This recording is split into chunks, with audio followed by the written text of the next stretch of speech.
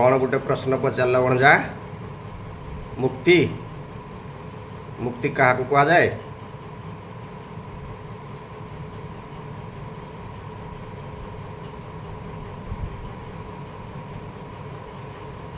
समस्त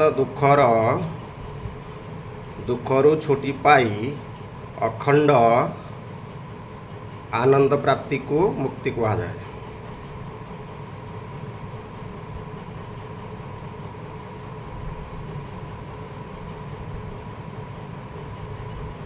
मुक्तिर 6 प्रकार प्रतिबंधक अच्छी।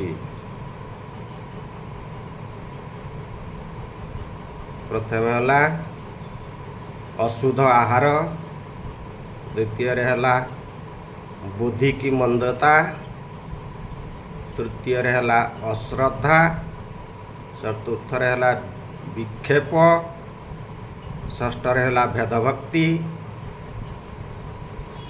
पंचम है भेदभक्ति, षष्ठ है वैरभाव।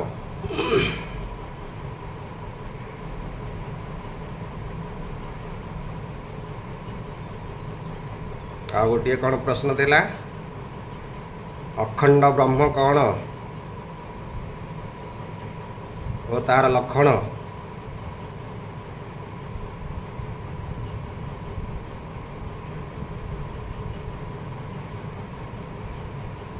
अखंड ब्रह्मर 4टी लक्षण अच्छी।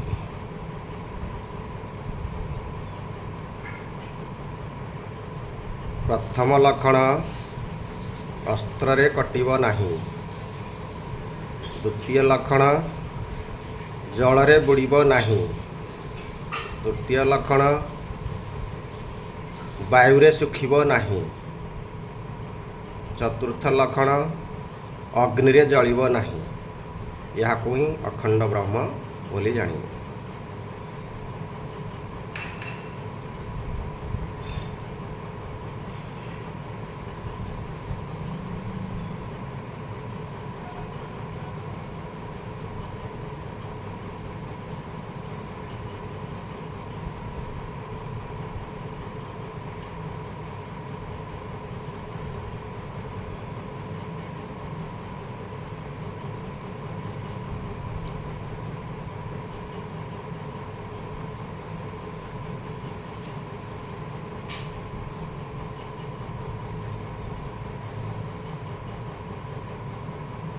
आ गोटे कौन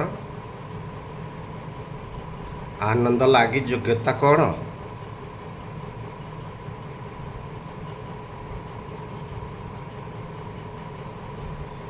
आनंद समस्तंक पाखरे अच्छी।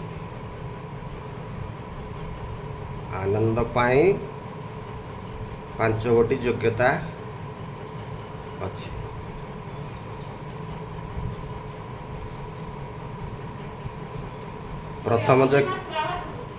प्रथम योग्यता सबुठारु बड़ पदार्थ।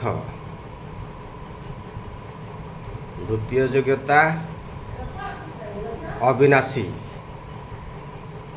तृतीय योग्यता एक रस। चतुर्थ योग्यता स्वतंत्र।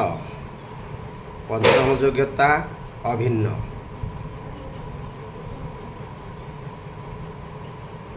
मनकर जड़े लोक चली चली जाऊँगी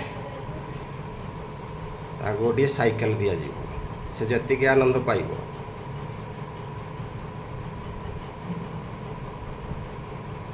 जहाँ पाखे साइकेल गोटे अच्छी गोटे मोटरसाइकेल दि जाव से जी आनंद पाइब। जहाँ पाखे गोटे मोटरसाइकेल अच्छी ताकू कार खंडे देले से जी आनंद पाइब। आनंद सबुठारे समान।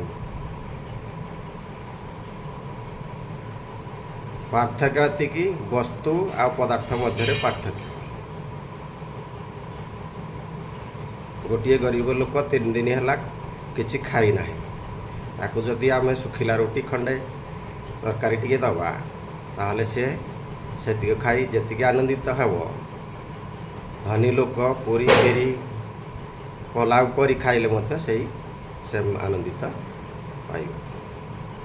तेणु आनंद सबुठी समान।